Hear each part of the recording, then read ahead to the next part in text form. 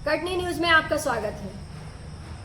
आज साहित्य और पत्रकारिता के क्षेत्र में अपनी विशिष्ट पहचान बनाने वाले श्री सुरेश सोनी जी, ऋतुराज जी की काव्य कृति अनुभूति का भव्य विमोचन 17 अप्रैल को होने जा रहा है। इस संदर्भ में हम उनके सुपुत्र यश भारत के संपादक श्री आशीष सोनी जी से बात करेंगे। नमस्कार आशीष सोनी जी।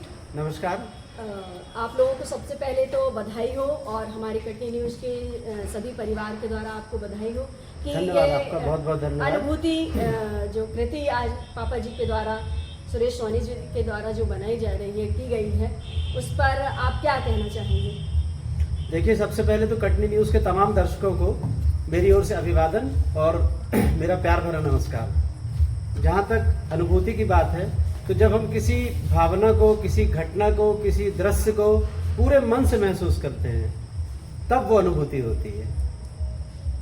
अनुभूति जो काव्य संग्रह है, वो मेरे पिता वरिष्ठ पत्रकार श्री सुरेश सोनी जी की काव्य रचनाओं पर आधारित है। उन्होंने पत्रकारिता का अपना सफर 60 और 70 के दशक के बीच से शुरू किया और उसके साथ ही उन्होंने कविता लेखन भी शुरू किया। समानांतर दोनों विधाएं उनकी चली। गद्य में उन्होंने पत्रकारिता के माध्यम से समाज के विभिन्न पहलुओं को, समाज की समस्याओं को सामने लाने की कोशिश की और पद्य के जरिए उन्होंने कविताओं की ओर रुख किया और जो समाज में विसंगतियां हैं, समाज का जैसा चेहरा है, लोग अपनी समस्याओं को लेकर कितने परेशान हैं, इसको उकेरती हुई रचनाएं उन्होंने लिखी और प्रस्तुत की। तो मुझे सभी लोगों के मन में एक बड़ी ही लालसा है कि अनुभूति नाम आपने क्यों रखा? उनके मतलब सुरेश सोनी जी के द्वारा अनुभूति ही शब्द क्यों इन्होंने टाइटल लिया? अनुभूति नाम इसलिए रखना पड़ा कि अनुभूति जो है वो प्रेम से पीड़ा तक का सफर है। अनुभूति में जो रचनाएं शामिल हैं वो समाज के विभिन्न पहलुओं को छूती हैं और उनसे जो निकलने वाला संदेश है वो लोगों के मन को प्रभावित करता है। तो जो लोगों का मानस बनता है, चाहे वो प्रेम के लिए हो, चाहे वो संघर्ष के लिए हो या पीड़ा के लिए हो, ये जो एक हमें फीलिंग होती है, जो हम महसूस करते हैं मन से, वही अनुभूति है। अच्छा, इसमें कोई अनुभूति पर कोई विशेष विषय को लेकर के अपने ऐसा कुछ है कि इसमें कुछ अलग से दिया गया है किसी संदर्भ में विषय को लेकर? देखिए, बिल्कुल पापा ओज के कवि हैं।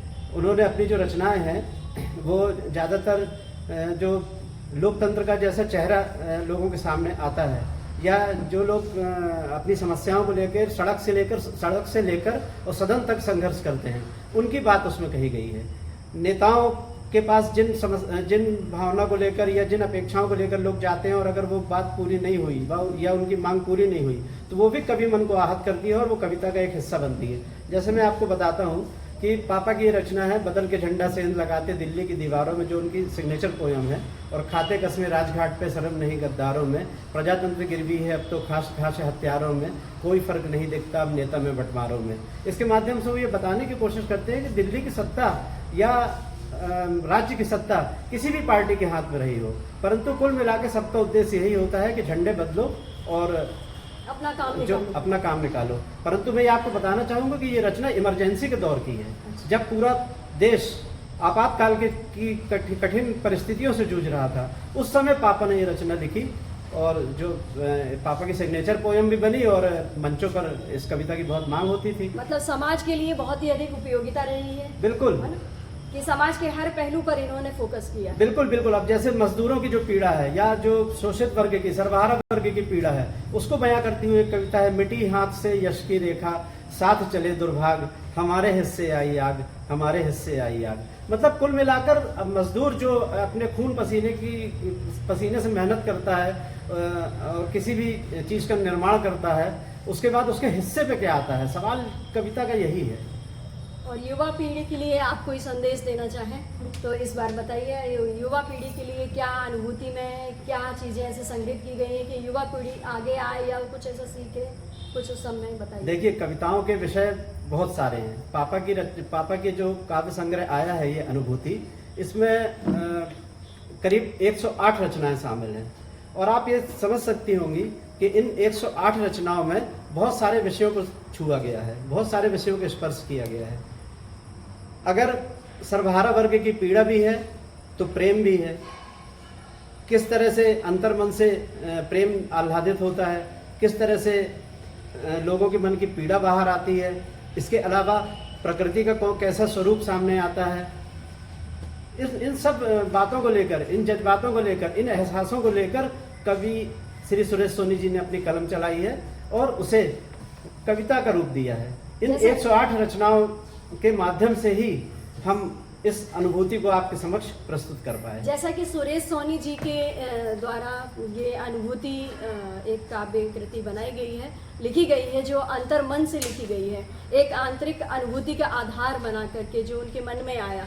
लेकिन एक प्रश्न ये मन में कहीं ना कहीं हम लोगों को ये खटकता है, कहीं मन में ये आता है अंदर से कि एक पत्रकार और साहित्य, इसका संगम कैसे अचानक, मतलब यह इसका क्या समावेश हुआ, कैसे आंतरिक अभिव्यक्ति हुई, कैसे इसका संबंध हुआ, इस संबंध में बताइएगा। देखिए, मैंने पहले भी आपको ये चीज़ बताई कि जो कवि और पत्रकार दोनों एक सिक्के के दो पहलू हैं।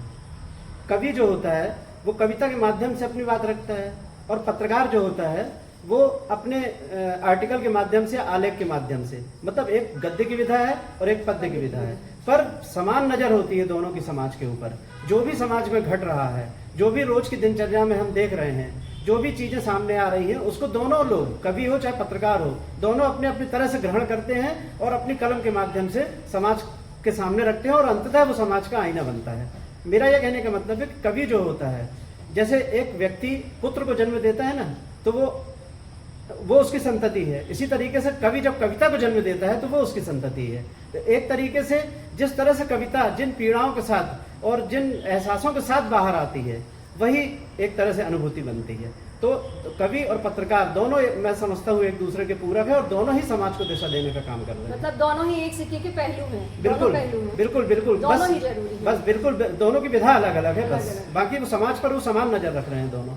अच्छा, ये अनुभूति जो कृति हुई है, इसमें हमारे दर्शकों के लिए आप कुछ बोलना चाहेंगे कि आगे क्या कैसा है, उनके लिए कोई प्रेरणा के स्रोत हैं या प्रेरणा के लिए कोई ऐसे तथ्य हैं, उनके बारे में? देखिए, जब हम किसी भी संदर्भ को पढ़ते हैं, चाहे वो आलेख के जरिए हो या कविता के जरिए हो, तो हम कोशिश करते हैं कि उससे कुछ ना कुछ हम शिक्षा ग्रहण करें, कुछ ना कुछ उससे प्रेरणा लें। सवाल यह उठता है कि कवि ने कौन से प्रश्नों को उठाया है, या जो एक स्तंभकार है उसने कौन से सवालों को उठाया है। अगर हम उसकी तह तक पहुंचते हैं, तब तो हम अपने वास्तविक उद्देश्य पर, जो पठन का हमारा उद्देश्य है, हम पूरा कर पाते हैं। वरना अगर हम सरसरी निगाह से उसको पढ़ते हैं, तो जो कवि जिस गहराई पर उतरना चाहता है या एक स्तंभकार जिस गहराई तक जाना चाहता है, उसको हम पूरी तरह से आत्मसात नहीं कर पाएंगे। इसलिए मेरा यह कहने का मतलब है पाठक वर्ग से कि जो भी रचनाएं अनुभूति में शामिल हैं, उनकी आप गहराई पर उतरें। एक एक रचना पर आप देखें कि कवि ने किस तरीके से स्पर्श करने की कोशिश की है, किन बिंदुओं को छुआ है, किन घटनाक्रमों को छुआ है, ये समाज में किन परिस्थितियों को कब तक वो एक जनमानस को ले जाना चाहते हैं। तो आप उसको देखें जरूर। मतलब ये है कि कवि और साहित्य और पत्रकार ये समाज के लिए बहुत ही अधिक एक पॉजिटिव संदेश देते हैं और वही बनाने के लिए सहायक होते हैं, मतलब उसके समाज के हित के लिए सहायक होते हैं। आप इस बारे में? बिल्कुल बिल्कुल, समाज की रचना ही इन्हीं से मिलके हुई है। आप ये मान के चलिए कि समाज में अगर ये इस वर्ग को आप, अगर हम थोड़ी देर के लिए अलग कर दें, साहित्यकार और